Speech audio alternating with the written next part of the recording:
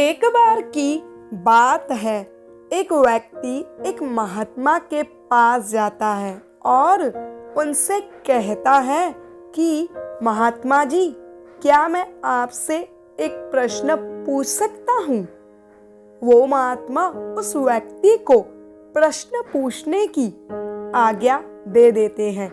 वह व्यक्ति पूछता है कि ऐसा मैं क्या करूं जिससे मैं हर समय वर्तमान में जी सकूं। वे महात्मा उस व्यक्ति का प्रश्न सुन चुप रहते हैं।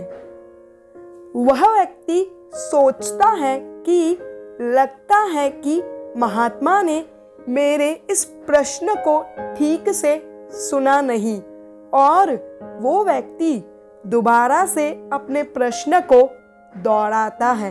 पर दूसरी बार भी वे महात्मा उस व्यक्ति के प्रश्न का उत्तर नहीं देते। वो व्यक्ति तीसरी बार महात्मा से पूछता है।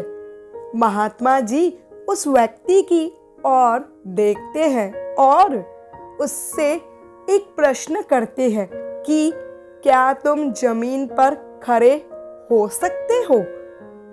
वो व्यक्ति महात्मा से कहता है कि मैं जमीन पर ही खड़ा हूँ, ना तो मैं जमीन के नीचे हूँ और ना ही मैं जमीन के ऊपर हवा में रह सकता हूँ। क्या आप मुझे देख नहीं पा रहे हैं।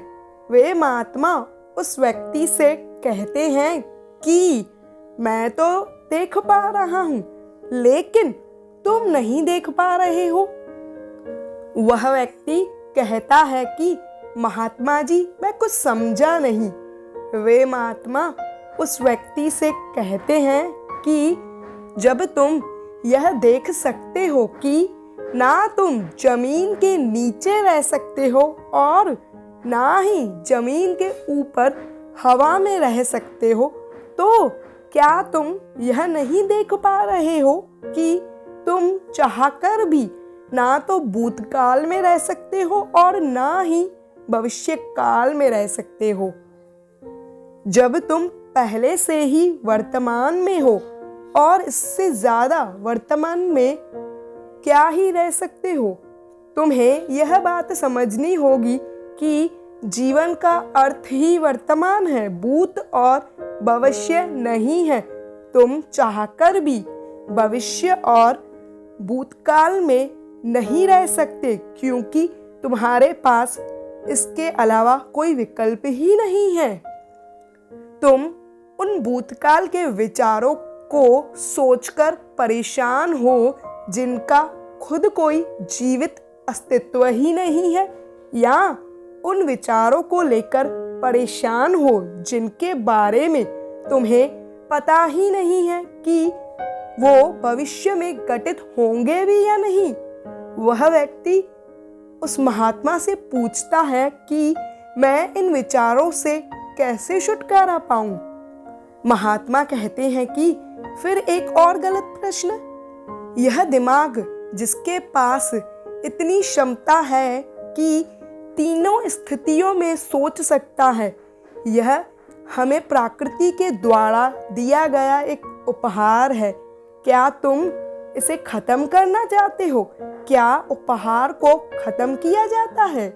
अगर तुम विचारों को मारना चाहते हो, मतलब तुम अपने दिमाग को मारना चाहते हो। यह दिमाग जो इतना शक्तिशाली है, उसे क्या तुम नष्ट करना चाहते हो।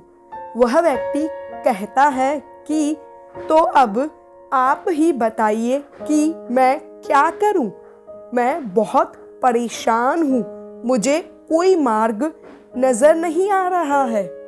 वे महात्मा उस व्यक्ति से कहते हैं कि अब तुमने सही प्रश्न पूछा, अब कुछ हल निकाला जा सकता है। यदि तुम जीवन की सभी समस्याओं से छुटकारा पाना चाहते हो, शारीरिक और मानसिक तप करना होगा।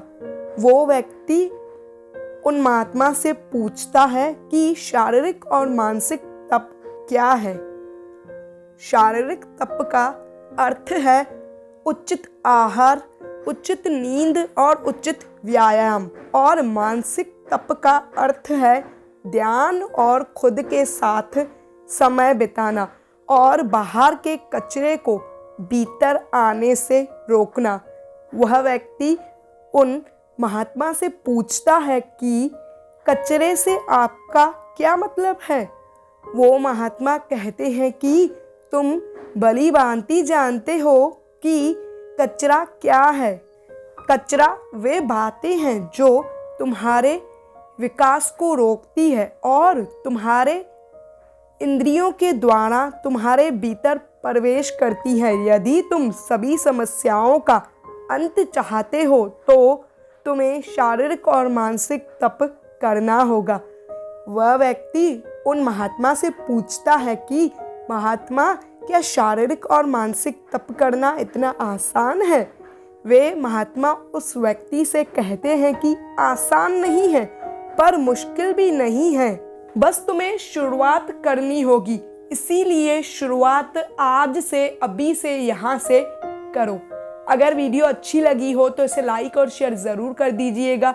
अगर आप मेरी चैनल पर पहली बार आए हैं तो इसे सब्सक्राइब करे बिना मत जाइएगा। मिलती हूँ आपसे नेक्स्ट वीडियो में।